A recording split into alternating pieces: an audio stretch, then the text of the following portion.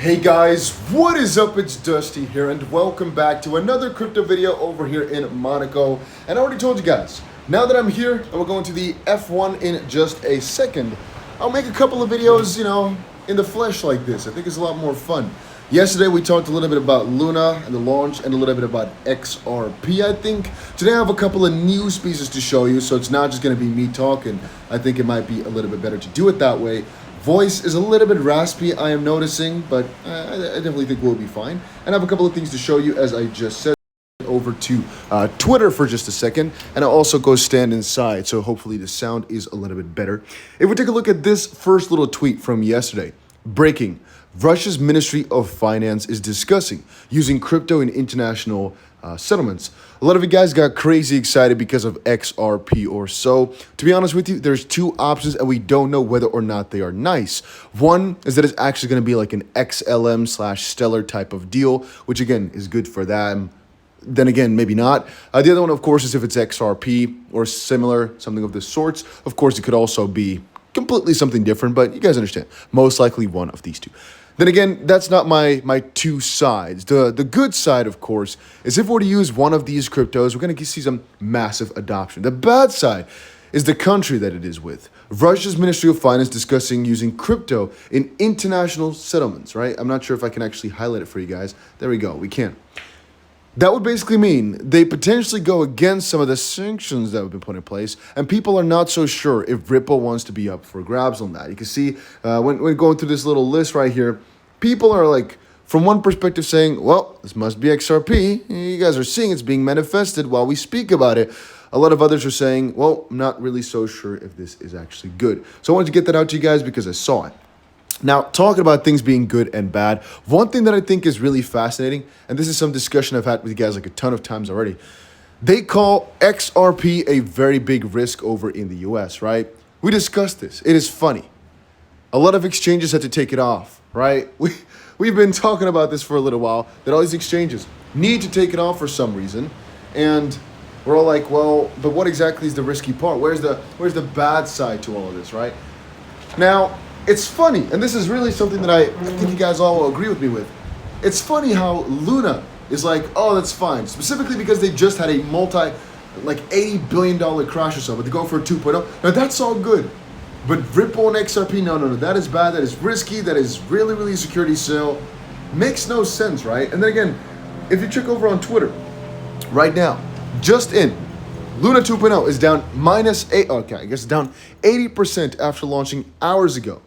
And the digital asset investor shares XRP is dangerous, but Luna 2.0, that's safe. Where's Gary Gensler? Where's Hester Pierce? Where's Heron Lee? Over in South Korea, they're doing some crazy investigations into it. And a lot of people are suspecting that some sketchy stuff went on with the tokenomics as well. People are fearful. People are afraid. People are not happy with the way in which things have gone because they lost their livelihoods. And some people, of course, lost their... they lost that as well. Let's not talk about that over on YouTube, but you guys get the ordeal. This was a very serious thing, and it was obviously something I'm never going to get involved in again. If you guys don't understand, whenever I talk about Luna 2.0, by the way, this is a key thing. Whenever I talk about Luna 2.0, just know that it's about making money with it. It's not actually about holding it for the longer term, all right? Because I'm not believing in that thing anymore. I don't really like the founder I'm not sure as a human being, right? But I'm just talking about as a founder of a project. I think there's a lot of inconsistencies in the way in which he handled. And I've talked with everybody in the crypto space that I think was really heavy on Luna. Everybody says he could have really managed to save it if he really wanted to, or if he was competent enough, and that clearly shows there was some wrong, and I'm not sure if I want to kind of be in that little ballpark again and risk my money. So I'm personally staying away from it. But that really brings us to the point. Like, why is XRP being treated so harshly when Luna is way more dangerous? But that brings us to, I guess, the next point. Jeremy Hogan putting this up. SEC Chair Gensler, come on in, and we'll figure out how the regulations work. That was like what they've been saying, right? He's been given this open invitation for a very long time. You're like, oh, just come on in. Really, we're open towards all this. But then for next year, there's a budget request. And how much is that? $2.15 billion. And he can't be bothered to draft clear regulations for a new industry. That's what we are paying for as U.S. taxpayers. But there's another point. They are not trying to make these rules the traditional manner, right, through rulemaking processes. No, they're trying to do this through regulatory enforcement. I'm not sure if that's the right way to phrase it, but through enforcement, basically. So they want $2.15 billion to actually go ahead and sue more, and get rules that way, which we think is very inefficient. I digress. What I meant to say with that one is we really have to realize the chance that the SEC sued Ripple and came after them because of the big bill, in terms of that, the fact that they would get a lot of money to go after more cryptos that way, it's starting to get likelier. You know, the more I look at it and the more we see this request now and whatnot, the more we see from them. It's like they weren't properly prepared. The hypocrisy is everywhere. We can talk about conflict of interest for a couple of hours, but let's skip that part. Just talk about the inconsistencies in the fact that they're talking about getting a lot of money for even more enforcement, but they're not really going for it now anyway. It's like they're going for such big fries where you should be picking it up from bottom to top, but they go for the top of the top where it's not really making sense. They're not prepared. I'm like, what were they trying to achieve here, except for just trying to grab some money in the thought, again, my thoughts, right? In the hope that Ripple would just give up and say, you know what, take it, we're fine. Because again, let's go back to Twitter here. Let's go back to Twitter. This is the most interesting part of all, right? You know why I'm saying this, guys? Take a look at this. Take a look at this.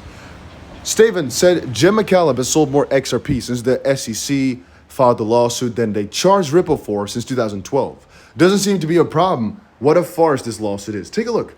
Michael shared XRP. Ripple co-founder Jim McCallum has sold over like 500 million XRP tokens so far this year and still has a balance of around 200 million tokens in his taco stand wallet.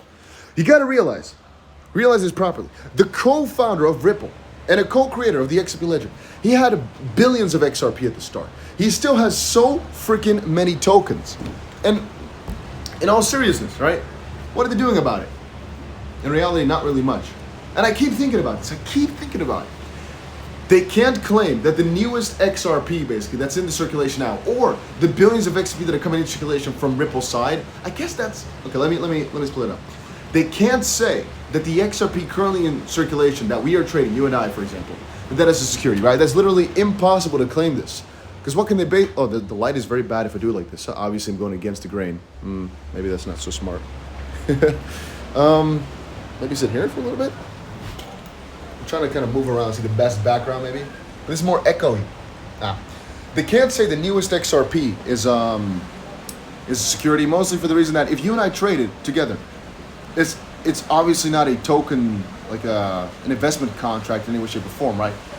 Even though you might say, well, we are sharing and trading investment contracts, but that doesn't make sense. Specifically, if I'm selling it to a friend that has literally no idea except for the fact that he wants to buy a subscription, for example, using that currency, he doesn't know about Ripple, it's very possible, and the SEC, I don't think, will actually combat that too much. Even though they'll try, it's in reality not really a feasible point to make. To come back to the point, XRP from lawsuit date on forward is not really being attested to be security. It's only for the XRP before that. But I've stated before, Ethereum is also fine now, and only before they had some trouble, but they're not charging them for it. I think that the same thing as Ethereum is going to happen, where they're going to look at it eventually, the judge, and be like, you know what, it's grown so much since the inception, it's fine.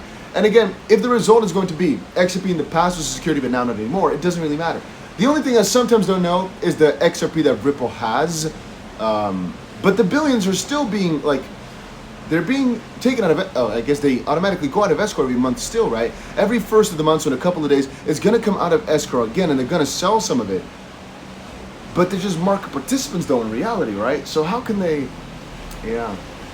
But I just thought it was kind of fun to see those hypocrisies all the time. The fact that they're not really charging Jim McCallum for anything, right? He's not in any sort of trouble whatsoever. And I think that's sometimes kind of funny. The fact that they're really trying their best to I'm not sure how I should phrase it. They're trying their best to make it seem as if they're trying to take everybody down, every single thing that's sketchy, and they're trying to really claim that everything XRP related is bad, and everybody making money on it. That's like a fraudster almost. not really. They don't use that word, but you guys get my drift.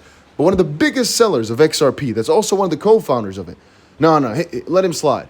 Oh, you made another crypto? No, we'll let that one slide for now as well. No problem on that one.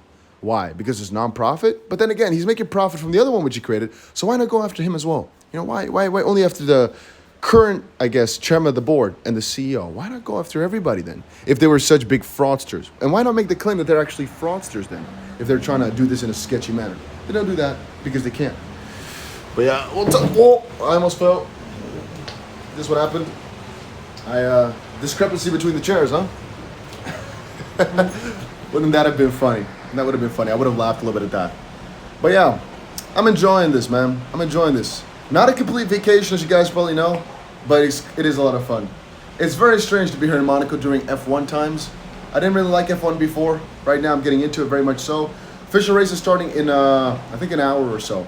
Right now the lap is going on, right? They just drive around, but it was a little bit too late and I had to record a video still talking about my thoughts because I felt that way. I thought I should share this, so, but yeah. Guys, that was it for right now. We'll see what comes out. Maybe I'll make another video today, maybe I won't. Let's enjoy your day. Hopefully you're having a good one. Hopefully you have as beautiful a view as I have. I love those mountains, guys. I really, really do love it. Of course, there's a lot of boats right here as well. We're gonna go with the boat to the, yeah, you can't see it from here. It's a little bit too far. It's like that way a little bit. The actual Formula 1 thing. Maybe I'll make a small little video right there as well, or on the yacht. There's two. I took a picture on it before as a thumbnail, but maybe I'll share with you guys some stuff from there. And again, let me know down below if you enjoy this type of stuff or if you just enjoy behind the computer more. I might do that then after this yet again. All right, so thank you guys all so much for watching.